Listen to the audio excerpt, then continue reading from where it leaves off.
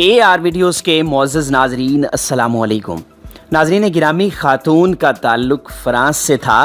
France में तालीम हासिल की, फ़्रांस ही में जवान हुई और फ़्रांस ही में शादी हुई। खामद गुजरांवाला का रिहायशी था लेकिन पेरिस में रहता था। खातून का मेका लाहौर में था। मेके और ससुराल के ताल्लुकात ठीक नहीं थे। खामद खातून को मेके जाने से रोकता रहता था। घर गुजरांवाला में था। नामवर कालम नगार जावेद चौधरी अपने कालम में लिखते हैं कि ये गुजरांवाला ही में रहती थी। पढ़ी लिखी, बाएतमाद और समझदार थी। ये 8 सितंबर को शॉपिंग के लिए लाहौर गई। तीनों बच्चे भी इसके साथ थे। शॉपिंग के बाद वालदा के घर चली गई। रात का खाना खाया, बच्चों को नींद आ गई तो उसने गुजरांवाला वापस जाने का फैसला कर लिया। वालदा रोकती रह गई लेकिन उसका ख्याल था कि खामद को पता चल गया तो वो नाराज़ हो जाएगा। लाहौर से गुजरांवाला का फासला सिर्फ 40 मिनट का था। ये अक्सर आती जाती रहती थी, लिहाजा परेशानी की कोई बात नहीं थी। ये रात 12:30 बजे लाहौर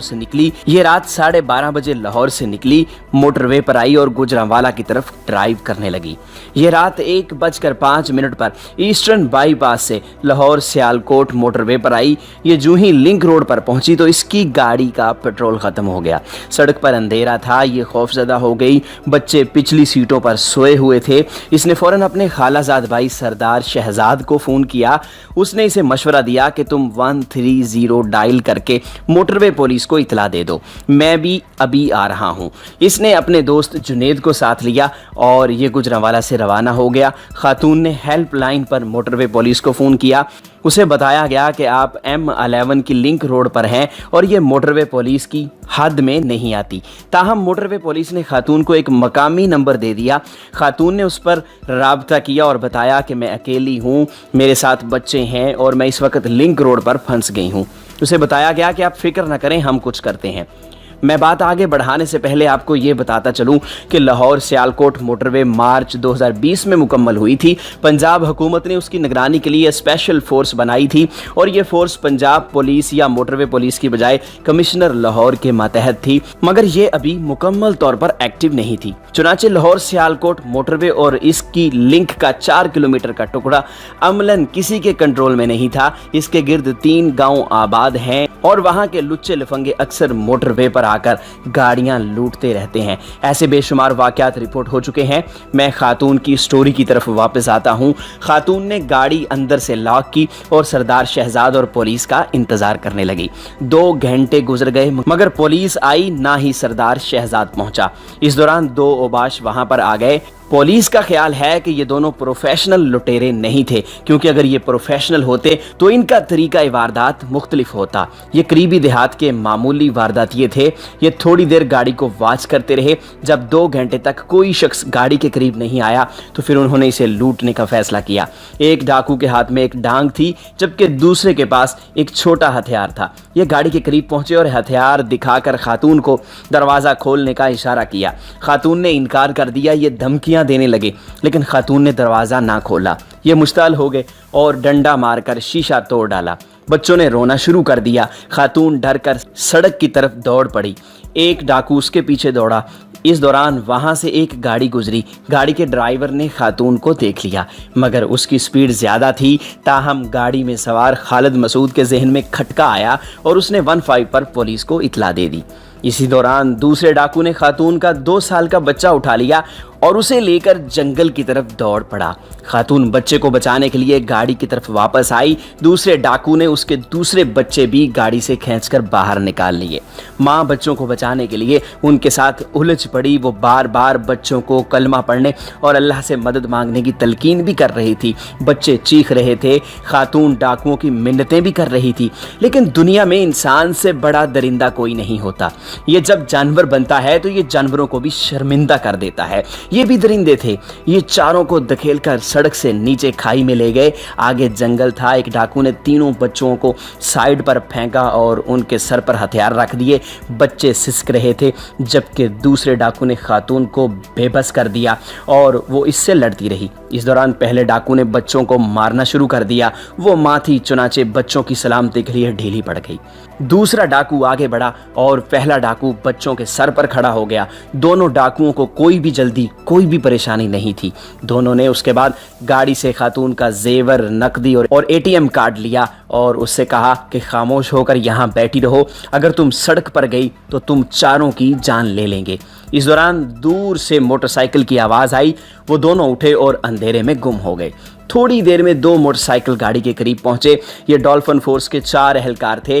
वो गाड़ी के करीब उतरे। गाड़ी का शीशा टूटा हुआ था, दरवाजे पर लहू का निशान था और नीचे खाई की तरफ बच्चे का जूता पड़ा हुआ था। वो चारों जवान डर गए। उन्होंने जोर जोर से कौन है की आवाज़ें लगाना शुरू कर दी। जंगल से कोई आवाज़ ना आई। डॉल्फिन फोर्स के एक जवान ने हवा में हथियार भी चलाया। खाई 15 फुट गहरी थी और उसमें अंधेरा भी था। जवान आवाज़ें लगाता हुआ आगे बढ़ता गया। आगे खेत शुरू हो गया। उसे अचानक टार्च की रोशनी में ज़मीन पर कोई चीज़ दिखाई दी। उसने झुक कर देखा तो ये बच्चे का दूसरा जूता था। वो आगे बढ़ने लगा। इस दौरान इसे किसी औरत की डरी हुई सहमी सी आवाज़ें आईं। अल्लाह का वास्ता हमें जान से न मारो, हम किसी को कुछ नहीं बताएंगे। वो आवाज़ की तरफ दौड़ा और फिर सामने का मंजर देखकर दिल दहल गया। सामने खेत के किनारे एक खौफजदा औरत बैठी थी। उसके कपड़े फटे हुए थे, जिस्म पर खराशें ही खराशें थीं और 3 खौफजदा बच्चे उसके साथ लिपटे हुए थे। औरत ने बच्चों को अपने दोनों बाजुओं में जकड़ा हुआ था। पुलिस का जवान खातून के साथ बैठ गया। उसे तसल्लियां देना शुरू कर दी, मगर उसे पुलिस एहलकार मानने के लिए तैयार नहीं थी। वो हिस्ट्री अंदाज में उसकी मिन्नतें कर रही थी, खुदा के लिए हमें न मारें, हम किसी को कुछ नहीं बताएंगे, आप हमारी गाड़ी भी ले जाएं, मैं तुम्हें और भी रकम मंगवा देती हूँ, बस हमें ना मारो। पुलिस एहलकार की आंखों में आंसू आ गए। उसने उसे कहा, बहन आप परेशान ना हो, मैं वाकई पुलिस एहलकार हूँ। लेकिन वो इसे पुलिस एहलकार मानने के लिए तैयार नहीं थी। इस दौरान दूसरे एहलकार भी आ गए। बच्चे उन्हें देखकर मजीद सहम गए। उन्होंने माँ को जकड़ लिया। माँ उन्हें बार बार कह रही थी, तुम आंखें बंद कर लो और कलमा पढ़ो, और वो खुद भी कलमे का विर्द कर रही थी, मगर बच्चों की जुबानें उनका साथ नहीं दे रही थीं। वो पथराई हुई आंखों से पुलिस एहलकारों को और टार्च की लाइट की तरफ देख रहे थे। पुलिस एहलकारों ने वायरलेस पर कंट्रोल ऑफिस को इतला दी। पुलिस मुतहर्रिक हो गई। खातून SHO को भी बुला लिया गया। आधे घंटे में पुलिस पहुंच गई। खातून SHO ने खातून को तसल्ली दी, उसके जिस्म पर चादर डाली और ये उसे और उसके बच्चों को लेकर सड़क पर आ गई। इस दौरान खातून का कज़न सरदार शहजाद भी पहुंच गया। खातून मेडिकल के लिए तैयार नहीं थी। पुलिस ने इसे बड़ी मुश्किल से रजामंद किया। ये अपने बच्चों समेत अस्पताल गई, मेडिकल टेस्ट कराए, नमूने लिए और उन्हें घर वालों के हवाले कर दिया। ये लोग घर पहुंच गए, लेकिन आज 5वां दिन हो चुका है। बच्चे फटी फटी आंखों से दरो दीवार को देखते हैं और हर अजनबी शख्स को देखकर कांपने लगते हैं और चीख चीख कर कहते हैं, अंकल हमारी मामा को मत मारें, प्लीज़ उन्हें छोड़ दें। ये बच्चे अलमिया हैं, लेकिन इससे बड़ा अलमिया वो खातून है। ये सारा दिन बाथरूम में गुजार देती है। ये अब तक अपने जिस्म पर हज़ारों टन पानी बहा चुकी है, लेकिन इसके जिस्म से इस निज़ाम, इस मुआशरे की घिन नहीं उतर रही। ये खुद को पाक नहीं समझ रही। ये औरत इस वक्त तक पाक नहीं हो सकेगी जब तक हम लोग इस मुल्क को मुल्क और इस मुआशरे को मुआशरा कहते रहेंगे। मैं उमर शेख की बात से इत्तेफाक करता हूँ, असल जिम्मेदार ये औरत है। क्योंकि ये हमें इंसान और कब्र फरोशों की इस बस्ती को मुआशरा समझ बैठी थी। ये बड़ी बेवकूफ़ थी। ये समझ रही थी इस्लामी जमहूरिया पाकिस्तान में इंसान बसते हैं और ये इंसान औरतों को औरत नहीं, माँ, बहन और बेटी समझते हैं। ये समझ रही थी कि इस मुल्क में लॉ भी है और ऑर्डर भी है। चुनांचे ये उठी, बच्चों को लिया और रात के वक्त लाहौर से गुजरांवाला रवाना हो गई। ये भूल गई थी कि ये रियासत बेशक मदीना की रियासत है, लेकिन इसमें उम्र फारूक नहीं है। यहाँ औरत तो औरत, बच्चे भी महफूज नहीं हैं। ये औरत कितनी बेवकूफ़ थी। ये दरिंदों के इस गार को मुआशरा समझ बैठी थी।